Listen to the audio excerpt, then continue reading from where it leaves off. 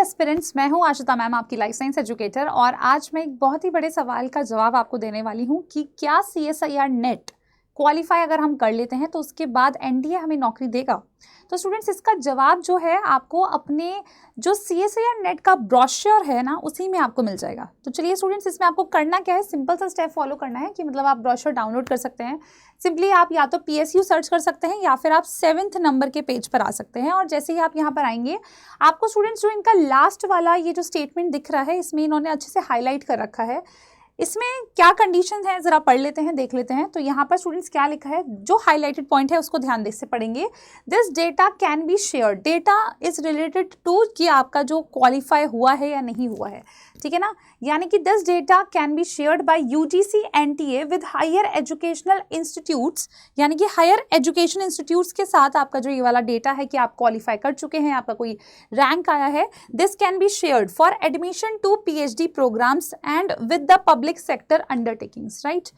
तो अगर हम बात करें स्टूडेंट्स, तो बिल्कुल आपने अगर अपना एग्जाम क्वालिफाई कर लिया है तो आप अपना जो रिजल्ट है स्टूडेंट्स, डेफिनेटली अगर आप PhD करना चाहते हैं तो उसके लिए तो आप अपना रिजल्ट जो है वो हायर इंस्टीट्यूट्स को देते ही हैं, बट साथ ही में आप काफ़ी सारी पब्लिक सेक्टर अंडरटेकिंग्स की तरफ भी स्टूडेंट्स जा सकते हैं और वहाँ पर अपनी जॉब अपॉर्चुनिटी भी खोज सकते हैं या देख सकते हैं। Other organisations for the recruitment procedures, तो रिक्रूटमेंट प्रोसीजर के लिए आप डेफिनेटली अपना स्कोर कार्ड भी इस्तेमाल कर सकते हैं। तो यहाँ पर बात आती है, काफ़ी सारे एस्पिरेंट्स अनअवेयर हैं कि क्या हमें सच में पब्लिक सेक्टर डोमेन में कुछ नौकरी मिल सकती है after qualifying CSIR net examination.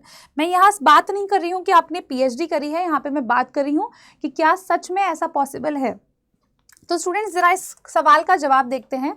तो बहुत सारी जो कंपनीज रहती हैं, यहाँ पर काफ़ी बच्चों को शायद पब्लिक सर्विस अंडरटेकिंग का मतलब नहीं पता है, PSU का मतलब नहीं पता है स्टूडेंट्स। तो इनके अंडर वो कंपनीज या वो ऑर्गेनाइजेशंस आती हैं जो कहीं ना कहीं या तो गवर्नमेंट के द्वारा ओन करी गई हैं या वो ऑपरेट हो रही हैं। अब जैसे इसमें आप देख सकते हैं बहुत सारी, मैंने यहाँ पर जो कंपनीज है स्टूडेंट्स या ऑर्गेनाइजेशन है उनके नेम लिखे हैं, जैसे BPCL, CPCL, EIL, गेल, HPCL, इस तरीके से। और इनका नाम तो आप डेफिनेटली जानते हैं, जैसे कि DRDO हो गया स्टूडेंट्स, CSIR हो गया, ICMR हो गया।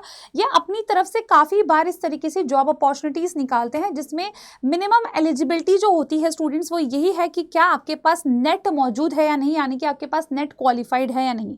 और कई बार तो स्टूडेंट्स ये ऐसी पोस्ट भी निकालते हैं जहां पर अगर आपके पास मास्टर्स मौजूद है तो भी आप सूटेबल हैं फॉर दैट स्पेसिफिक डोमेन। तो जरा यहाँ पर हम लोग बात कर लेते हैं और कौन कौन से डोमेन्स में हम लोग इसके मदद के थ्रू अप्लाई कर सकते हैं स्टूडेंट्स। तो यहाँ पर जैसे कि बहुत सारी पोस्ट जो आपको हमारे चैनल पर भी मिल जाएंगी, रिसर्च साइंटिस्ट की बहुत सारी ऑर्गेनाइजेशंस रिलीज करती हैं स्टूडेंट्स। प्रोजेक्ट मैनेजर की, जिसमें आपको प्रोजेक्ट का हैंडलिंग देखनी होती है, देखना होता है पूरा कि किस तरीके से जो प्रोजेक्ट है हमारा वो एग्जीक्यूट होगा। टेक्निकल ऑफिसर के लिए भी स्टूडेंट्स बहुत सारी पोस्ट निकलती है जिसमें हो सकता है एडिशनल चीज़ें, आपका एक्सपीरियंस वगैरह और आपसे मांग सकता है।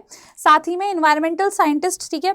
और साथ में अगर हम बात करें क्वालिटी कंट्रोल ऑफिसर के लिए भी बहुत सारी पोस्ट निकलती हैं स्टूडेंट्स, उसके लिए भी आप अप्लाई कर सकते हैं। लेक्चरर और प्रोफेसर, इसके बारे में तो आप जानते ही हैं कि अगर आपके पास नेट क्वालिफाइड है तो आपकी जो मिनिमम एलिजिबिलिटी है in order to become a lecturer किसी भी इंस्टीट्यूट में, तो वो आप बिल्कुल जो है स्टूडेंट्स कंप्लीट करते हैं। नेक्स्ट आते हैं scientist B and scientist C के लिए। तो बहुत सारे ऐसे डोमेन्स रहते हैं जिसमें आपको इस तरीके से जॉब मिल सकती है स्टूडेंट्स, और ये चीज़ जो है आपको अपने जो CSIR नेट की तरफ से ब्रोशर आ रखा है उसमें भी ये चीज़ उपलब्ध है। तो मैं उम्मीद करती हूँ कि भाई आज की वीडियो से आप लोग को काफ़ी ज़्यादा क्लैरिटी मिली होगी। और यहाँ पर सिर्फ CSIR नेट क्वालिफाई करना या फिर JRF क्वालिफाई करने का मतलब ये नहीं होता कि हमें सिर्फ PhD ही करनी है, और भी कई रास्ते होते हैं जो हमारी लाइफ में खुल जाते हैं स्टूडेंट्स। और मैं उम्मीद करती हूँ कि ये वीडियो के माध्यम से आपको इन्हीं रास्तों के बारे में पता चला होगा।